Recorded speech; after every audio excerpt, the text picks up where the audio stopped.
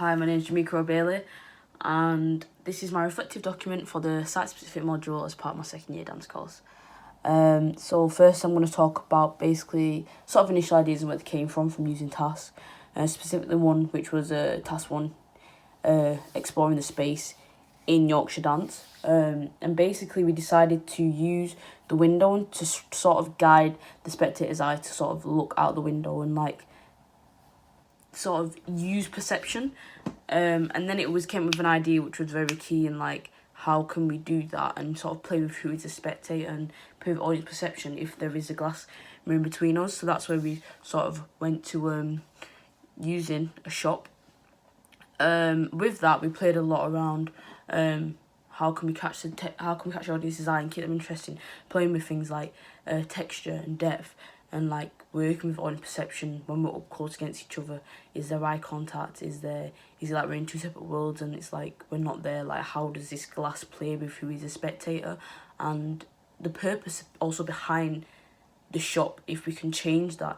If it is, they know it's a shop, but can we change the whole viewing of it by what we're doing inside it and how we're using it? So when being in and around the space, it was hard because at first we didn't have the space because we was looking for a space. Essentially, we were just looking for a small shop window, but then we got a space which was massive in depth and length, and we sort of saw that more as a positive to use that and to play with the audience perception.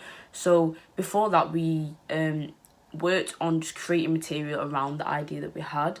Now, this wasn't the best for me personally way to work out of the space when working on site-specific tasks, because it's easy to sort of create movement, and the movement is more authentic when you're in the space, how I felt, because at points we got to where we was in the studio and was like, we've created the movement, we just need to be in the space.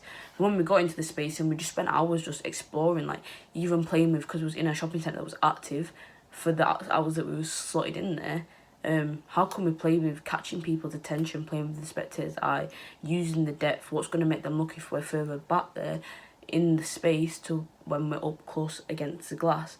And it was very nice just being in the space, and I found that a better way of working on this site-specific module, to create more movement based around the idea, but also create more ideas based around being in the space.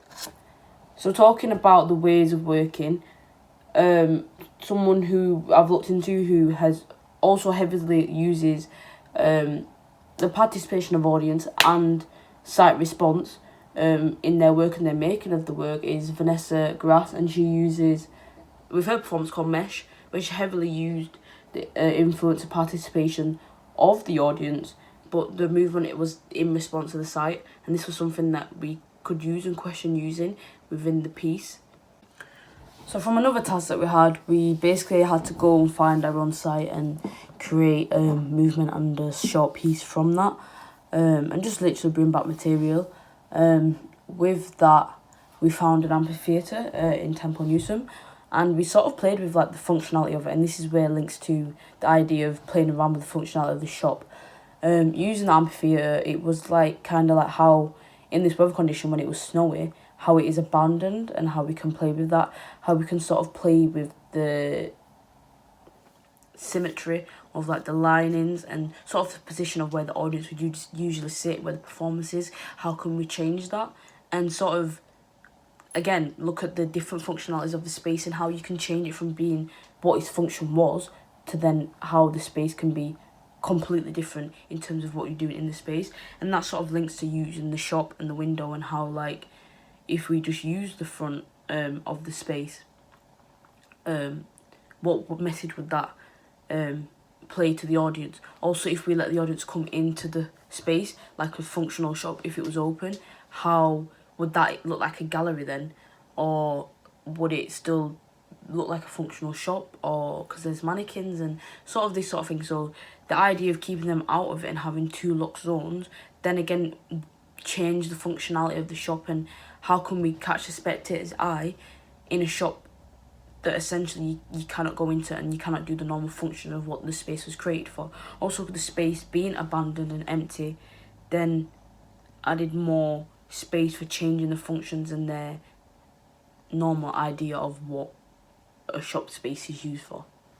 When creating this work, we really took into account the audience and the audience perception and on the performance, and sort of seeing movements and how it will be being at the front of the shop against the glass or deep into the back of it.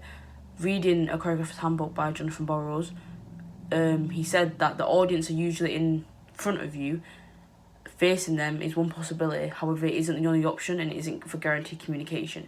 And that's when it was really like, we need to play about with the movement at the front will be key because they can see it but not necessarily communicate what we want to communicate to the audience. So how can we do that using the whole depth? And that's really how we play with textures and movement, working with the props and the mannequins in the space, and that really then allowed a space to create more movement through just looking at how we can communicate, because the front essentially isn't the only option. So using the width of the space, the length of it, the depth, the floor, heights, props, and that's when it all sort of tied together into the piece that we created.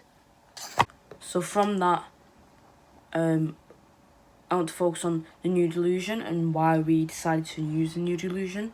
We wanted to do that so there was all equal bodies in the space, and we wanted to create it so see how the mannequins being put in place can affect where you look on the body and certain things like that. So that's why we decided to look at using the nude illusion.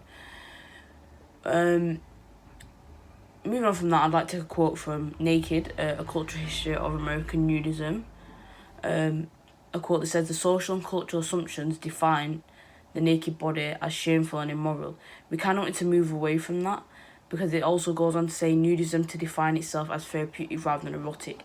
And it's kind of, we looked at how it could come across like linking it to the red light district, how that is used for an erotic sort of way, putting a female body or even a male body in a window is used in more of an erotic and sexual way.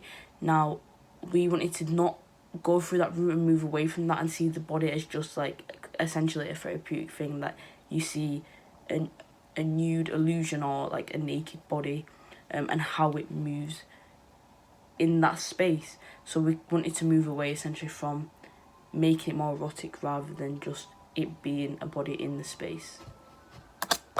So to finish off, I'd just like to say I really enjoyed working on the site-specific module. It was really nice to get out and really concentrate on working in a site space. And if I was ever to redo this module again, the thing that I'd probably look into more is playing more with audience interaction and having them in the space as well as them being a spectator, and seeing how that can change up the performance when the audience are in the space.